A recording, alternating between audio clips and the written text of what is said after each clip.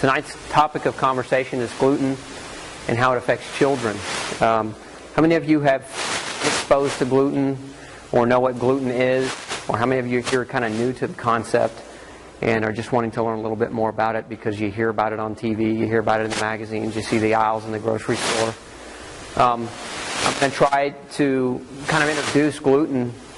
So some of you who already know about it, this may be some redundancy, and I appreciate your patience, but we're going to get to some newer material that will hopefully help you make better choices and identify potential problems in children who potentially might be gluten-free that have not yet been diagnosed.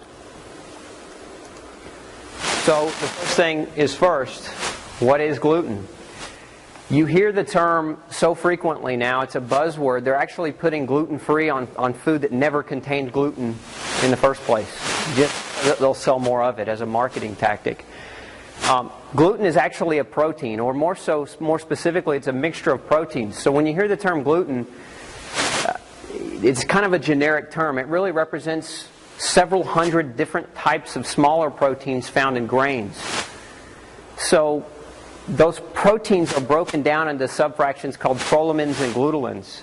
And what you see about, what you hear about at the grocery store, if you're buying a gluten-free cookbook, is you're only hearing about one main type of gluten, and that's called gliadin or gliadin, and it's found only in wheat.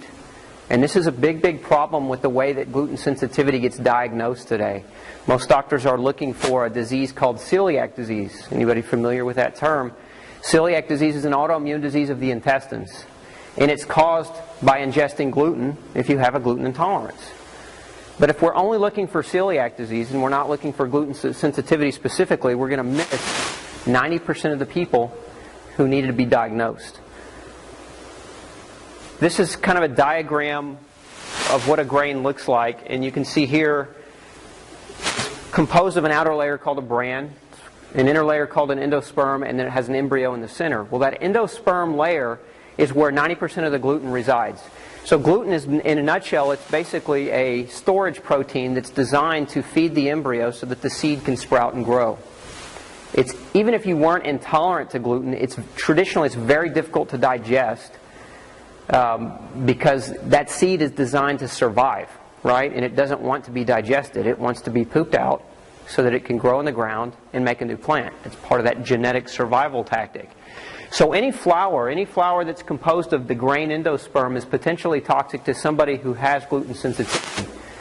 And so that brings up the next question, well, what is gluten sensitivity? You probably have heard gluten allergy, gluten sensitivity, gluten intolerance, celiac disease, all these different terms.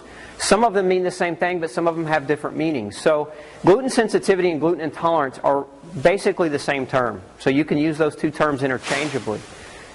The traditional definition of gluten sensitivity is that it's a protein, or gluten sensitivity is that it's an intolerance or it's a reaction, immune system reaction to a protein, to that gluten protein.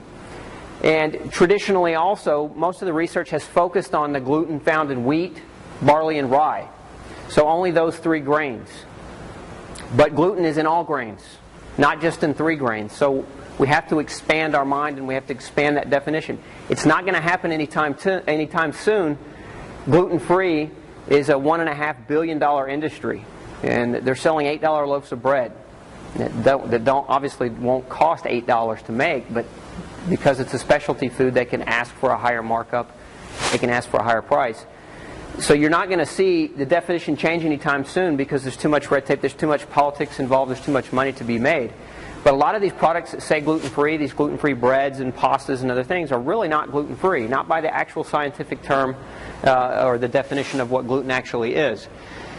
The other thing that you'll see is an inconsistency in that definition. So that inconsistency has to do with, sometimes you'll see that oats are gluten-free and sometimes you'll see that oats are not gluten-free. So there's kind of scientific debate over that issue. Some oats say specially designed for gluten-free people, and some oats have gluten in them. Well, technically all oats have gluten. So don't fall for that kind of, I guess you could say, that misnomer. This diagram demonstrates, you can see on the left-hand side, is the different grains.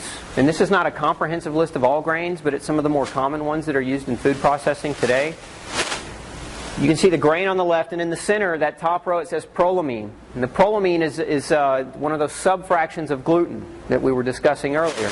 And so the name of the prolamine in the different grains is listed in that column. It's important to understand because when we're identifying gluten sensitivity, if you were to take your child to a gastroenterologist suspecting gluten issues, the gastroenterologist would look at gliadin. He would look at whether or not that child was reacting to gliadin. He would draw blood, and he would do what's called an anti-gliadin antibody test. And that's where a big flaw in diagnosis comes in, because if they're only looking for gliadin, look at all the other terms that they're missing in the other grains.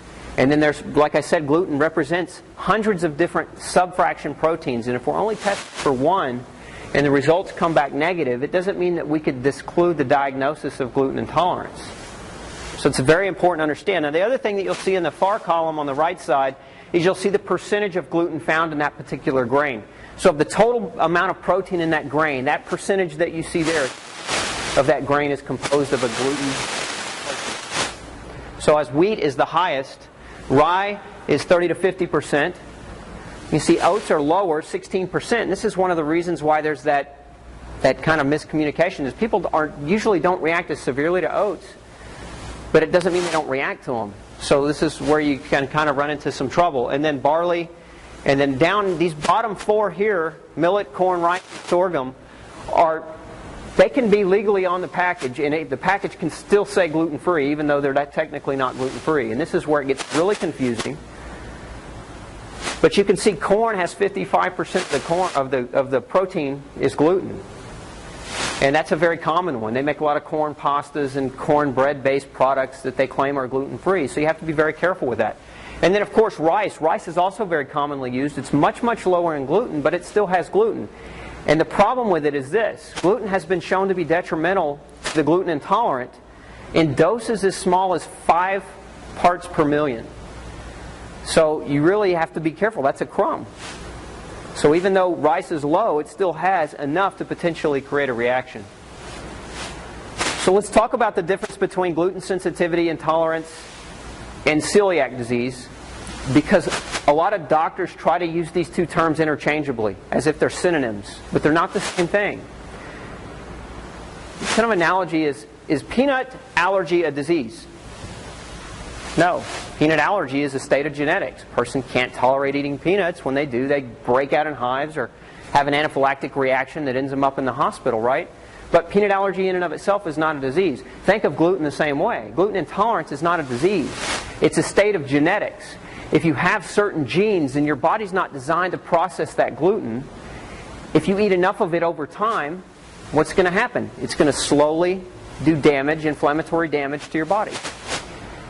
So, in a nutshell, gluten sensitivity is not a disease. It's a state of genetics. If you ignore it or don't know about it, you can trigger disease over a longer period of time. One of the diseases that's known to be triggered by gluten sensitivity is celiac disease. So we can make the statement that everyone with celiac disease is gluten intolerant, but we cannot make the statement that everybody with gluten intolerance has celiac disease. That is the biggest problem in diagnosing this issue today. Most gastroenterologists didn't get this training. I don't know where it was lost, but they didn't get it.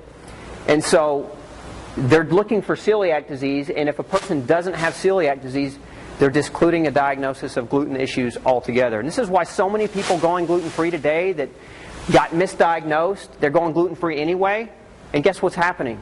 They're getting better. Because what they have is that we've actually got a medical term that's been created to address this. It's called non-celiac gluten sensitivity. It's an actual term in medical references now. So, in a nutshell, gluten sensitivity is not the same thing as celiac disease. The two terms are not interchangeable.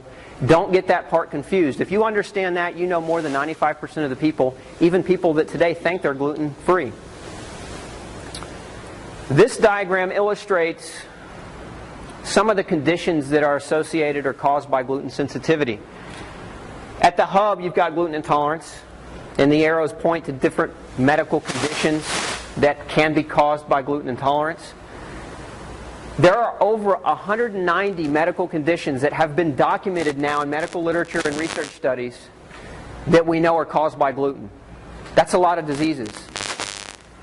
This is just a short list of some of those diseases. There's some packets on your chair, and I've listed about 100 different things in those packets. Those are some of the more common conditions that we know gluten sensitivity create or contribute to. So let's start talking a little bit about the children and about how gluten can affect kids. And let's go even one step backwards on that concept, and let's talk about preconception and pregnancy. It's now being recommended that couples that suffer with infertility be screened for gluten sensitivity as a primary investigative tool in the diagnosis of infertility.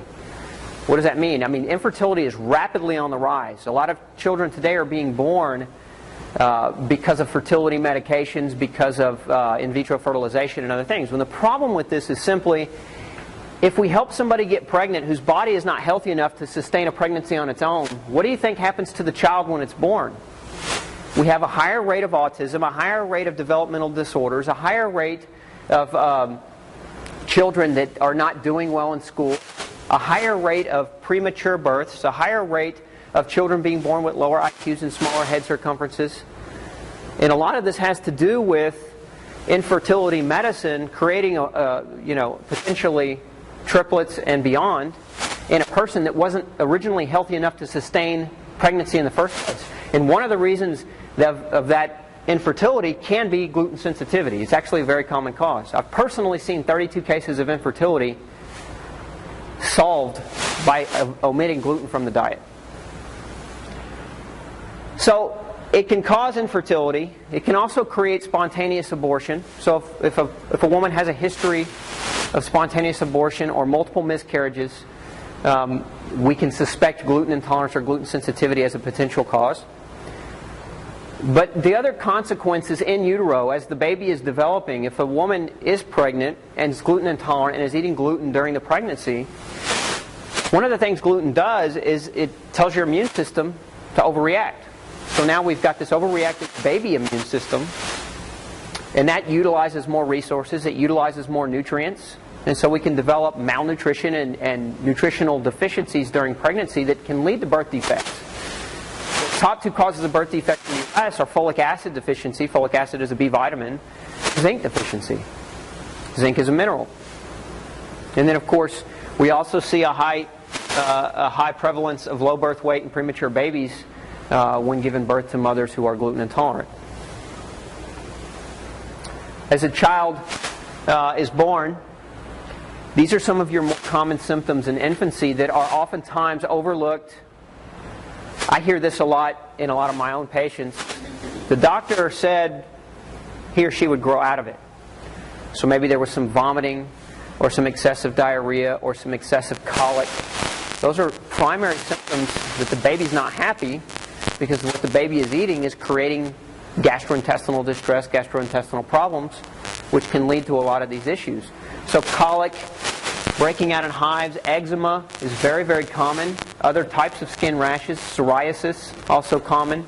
Chronic diarrhea, children with chronic ear infections or repetitive ear infections. Abdominal distension. Some babies require, I've actually had a patient one time who had a child, a young boy who was very colicky, and they were just loading this child up with these anti-gas drops every day, anti-gas drops, because the baby was so distended and so uncomfortable. And that child actually was gluten intolerant. We took gluten out of the diet, and guess what happened? Gas went away, and there was no more colic. Asthma. Asthma is actually an autoimmune disease. It can be an autoimmune disease of the lungs. The only known cause for autoimmune disease is gluten intolerance. There are 140 different autoimmune diseases that we have identified today, and there are 23 million cases of autoimmune disease in the U.S. alone. It's the number one condition that affects Americans. More than heart disease, more than any other disease, autoimmune disease is number one.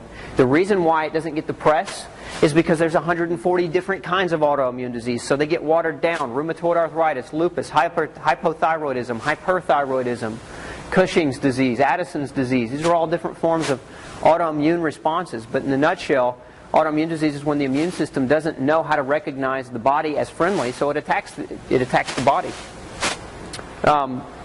Chronic coughing, chronic sneezing, asthma, Failure to grow, so children that are under that growth curve. I'm not saying every child under the growth curve has gluten intolerance, but it's very common for a child either to have what's called FTT, failure to thrive, they're not growing, over gluten sensitivity. It's also very common for a child to have a smaller stature because growth is being stunted. I've had children in my office grow 6 inches in less than a year after having a year of no growth whatsoever after getting off of gluten. So it can very much stunt the growth. As a matter of fact, archaeologically speaking, in archaeological records, we have actually found that when grain is introduced as a staple food in certain cultures, we see a stunting, an initial stunting of the population growth. In essence, we see shorter skeletal structures, we see more osteoporosis and less dense bones when we dig up sites and we analyze these things. Vomiting, excessive spitting up. There's a condition called pyloric valve stenosis. And it's when there's a little valve that basically gets stenotic, or it becomes very, very tight and causes projectile vomiting in babies. It's actually linked to gluten sensitivity. And so a lot of times a baby will go get a surgery, they'll cut that valve so that it'll open up. And then the projectile vomiting goes away, but the gluten sensitivity goes undiagnosed. Mental or physical lethargy. The baby who's just in space, just gazes off, doesn't really focus, can't really focus. And then physical lethargy, the baby who just delayed, not very active. Those are symptoms potentially of gluten sensitivity as well. And then developmental delays, and there are a number of different types of developmental delays. It could be late to talk, late to walk, late to develop coordination, hand-eye coordination. So those are all forms of developmental delay. In toddlers and young children, we see asthma, chronic coughing, excessive weight gain, facial rosacea, this reddening of the face. And I'm not talking about a child who's coming off the playground and they're red because they're hot. I'm talking about this chronic reddening of the face. Folliculitis on the back of the arms and legs. These are little bumps that are very red and make the back of the arms look red, or the back of the thighs or the buttock look very red. It's a sign of gluten sensitivity. Abdominal pain and bloating and headaches. Migraine headaches are very, very common in youngsters. And abdominal pain. Those are probably the two most common symptoms that I see young kids come in with, and there's really not been a solution. I see more and more pediatricians prescribing Nexium and Propulsid and some of these other antacid medications in young children because they can't figure out what's going on in their intestines. And as a matter of fact, the Mayo Clinic recently, I think it was in August, it was about 3 months ago, maybe a little bit longer, came out with a new protocol, a new guideline for anybody with heartburn and IBS. They said anybody with undisclosed or unknown cause, in other words, we don't know why you have this problem, those people, according to Mayo now, should be HLA-DQ screened for sensitivity. And we'll talk about HLA-DQ screening in a minute. It's a genetic test that you can measure the genes for gluten sensitivity to get a diagnosis. And it's more accurate than any other type of test you can do. Okay, small stature, developmental or behavioral disorders. How many of you have heard, we hear a lot about the vaccinations and the link with autism. Well, one of the reasons that vaccines can contribute to autism is because of mercury. And mercury is a neurotoxin. But what they're finding about gluten now, and one of the reasons why a lot of kids with autistic disorders do well when they go on a gluten, casein-free diet, is because gluten and casein are also neurotoxins. So if we've got 3 different neurotoxins that are going at a child all at the same time, we're going to create neurodevelopmental disease. So these children are not going to develop as well. And that's why some do really well. Some kids with autism do extremely well on a gluten, casein-free diet. Some do mediocre, but you really have to take the diet. A lot of parents quit too soon. You've got to take that diet out 2 years, especially in kids. Remember, it's a relative issue. Their health has evolved and developed over a very short time frame compared to your lifetime, right? So all that they know has been influenced by food that's been poisoning them, potentially. And different cells have different turnover times. You have a brand new gut lining every 2 to 7 days, brand new white blood cells every 6 months. So if you don't at least go 6 months on a gluten-free diet, you won't get any immune system changes whatsoever if you give up too soon. So you have to, my advice is, if you want to go gluten-free, do it right. Don't do it, not see results, and then quit. The better advice would be really to get a diagnosis so that you know whether or not it's something you need to do for the rest of your life. Epilepsy. There was a special on the mystery diagnosis on Discovery cable network a few months ago. And the episode was a woman had celiac disease, and she had a child, and he was having epileptic seizures. And nobody could figure it out. This was the mystery diagnosis. Well, what ended up happening is the child had gluten sensitivity. But they called that atypical gluten sensitivity or non-celiac gluten sensitivity, and it was creating a seizure disorder. It's very common for seizure disorders to be as a result of gluten intolerance. I saw at least 100 cases of that last year. Juvenile diabetes, type 1 diabetes, that's diabetes in a youngster where they become insulin dependent. The exact same genotype, in other words, as HLA-DQ genes we were talking about a moment ago, are shared by people that have juvenile diabetes.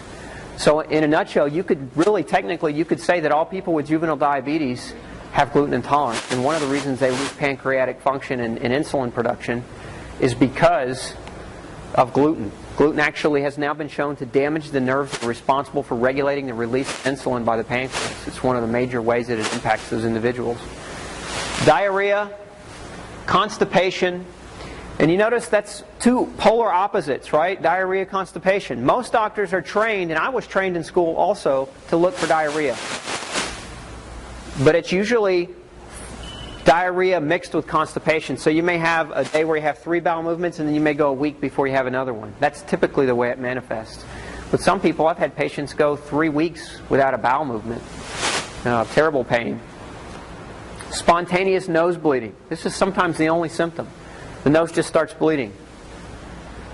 Severe allergies. Children that are allergic to everything, usually they're not really truly allergic to everything. Usually their environment is beating their immune system up to such a great degree that it can't tolerate the environment. So they're reacting to everything, but they're not really truly 100% allergic to everything.